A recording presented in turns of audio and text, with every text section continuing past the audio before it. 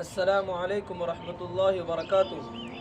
حضرت بریدہ رضی اللہ تعالیٰ عنہ سے مروی ہے کہ رسول اللہ صلی اللہ علیہ وسلم نے ارشاد فرمایا، العہد بیننا وبینہم الصلاۃ فمن ترکها فقد کفر، کہ ہمارے اور منافقین کے درمیان جو عہد ہے وہ نماز ہے، جس شخص نے نماز کو ترک کیا گویا کہ اس نے کفر کر لیا۔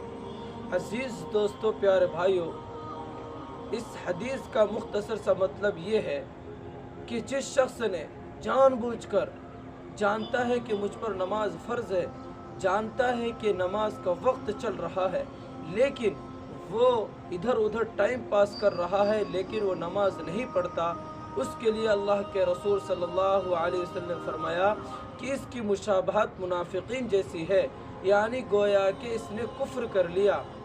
منافقین کہتے کسے ہیں؟ منافقین کہتے ہیں اس شخص کو جس کے دل کے اندر کفر بھرا پڑا ہو اور ظاہراً وہ مسلمان دکھاتا ہو کہ میں مسلمان ہوں، حلیے کے اعتبار سے، لباس کے اعتبار سے، چال ڈھال کے اعتبار سے، ہر اعتبار سے وہ اپنے آپ کو مسلمان ظاہر کرتا ہے، لیکن دل کے اندر کفر بھرا پڑا ہوتا ہے۔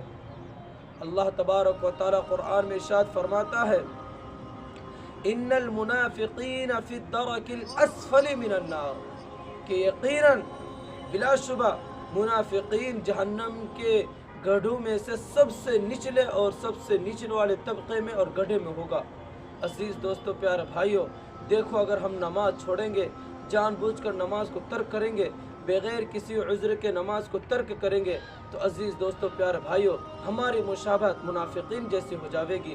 جیسے کہ منافقین کے دلوں میں کفر بھرا پڑا تھا اور وہ ظاہر مسلمان دکھاتے تھے، اسی طریقے سے ہماری بھی مشابہت انہی جیسے ہو جاوے گی کہ ہم ظاہر مسلمان دکھاتے ہیں اور دل میں کفر بھرا پڑا ہے، کیونکہ ہم نماز ادا نہیں کرتے ہیں۔ نماز اللہ کا ایک محترم بالشان اور ایک اللہ کا بہت بڑا فریضہ ہے۔ اللہ نے مجھ پر بھی اور آپ تمام حضرات پر نماز کو فرض کیا ہے۔ ہم اگر نماز ہی نہیں پڑھیں گے، جو چیز ہم پر فرض کیا ہے اور جو دین کا ستون ہے اور بہت بڑا کار خیر ہے، جب ہم اس پر عمل نہیں کریں گے تو بتاؤ میرے عزیز دوستو، ہمارے اور منافق کے درمیان فرق ہی کیا رہا۔ دعا کرے کہ اللہ تبارک و تعالی مجھے بھی اور آپ تمام حضرات کو بھی ہر وقت نماز پڑھنے کی توفیق عطا فرمائے اور پنجگانہ نماز پابندی کے ساتھ پڑھنے کی توفیق عطا فرمائے۔ آمین ثم آمین۔ السلام علیکم ورحمۃ اللہ وبرکاتہ۔